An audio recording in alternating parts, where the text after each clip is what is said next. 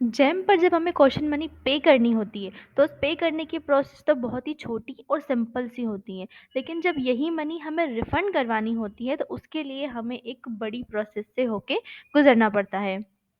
जब हमें caution money पे करनी होती है तब हमसे पोर्टल पर बैंक अकाउंट के अलावा कोई डिटेल नहीं मांगी जाती।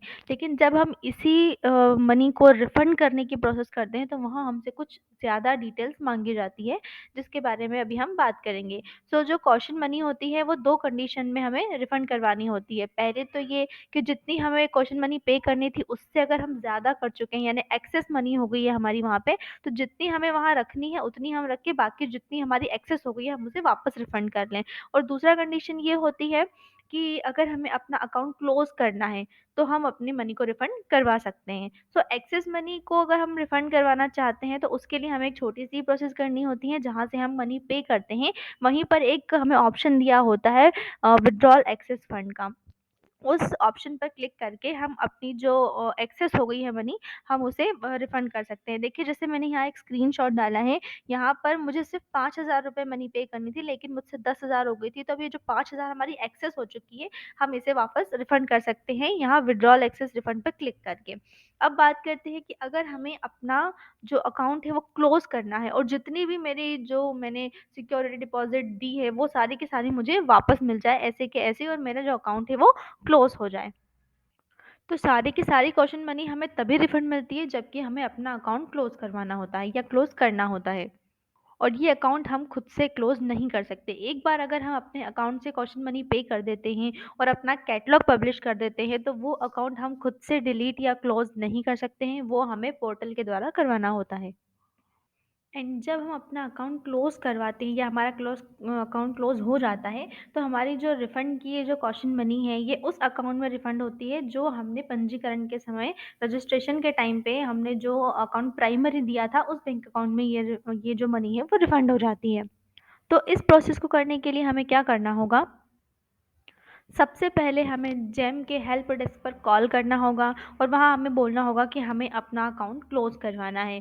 वो हमसे हमारी ईमेल आईडी लेंगे, फिर उस ईमेल आईडी पर हमें जेम के द्वारा एक मेल दिया जाएगा। उस मेल में हमसे कुछ डॉक्यूमेंट्स या डिक्लेरेशन मांगा जाएगा जो हमें वहाँ पे देना होगा। कुछ डिटेल्स हमसे ली जाती है वो हमें वहाँ पे दी होती है। जो जेम की जो आईडी है जिससे हमें मेल आता है वो आईडी मैंने यहाँ पर शो की है, आप देखिएगा। जो भी मेल हमें वहाँ से जेम से आता है, हमें उसी का रिप्लाई करना होता है, जो भी हमसे माँगा गया है वो देने के लिए।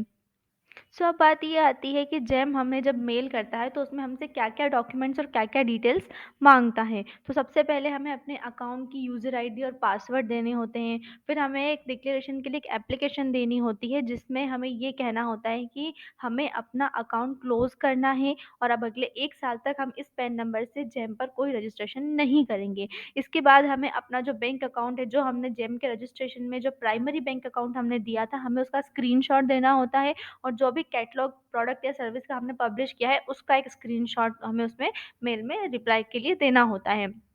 अब ये सारी प्रोसेस होने के बाद 10 से 15 दिन के अंदर-अंदर हमारा जो जेम का अकाउंट है वो क्लोज़ कर दिया जाता है और 7 दिन के अंदर-अंदर हमारी जो भी कॉशन मनी अकाउंट में है वो सारी बैंक अकाउंट में रिफंड हो जाती है।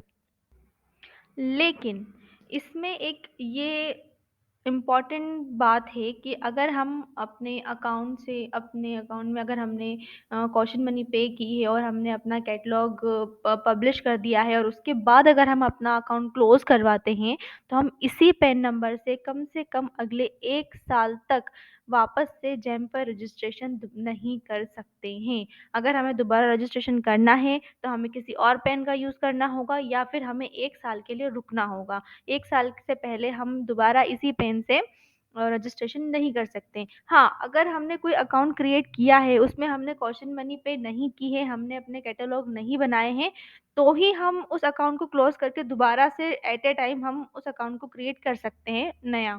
लेकिन अगर हमने सारी चीज़ें, सारी प्रोसेस उसमें कर ली है, तो हम अगले 1 साल तक इसी पेन से दोबारा से रजिस्ट्रेशन जेम पर नहीं कर सकते हैं।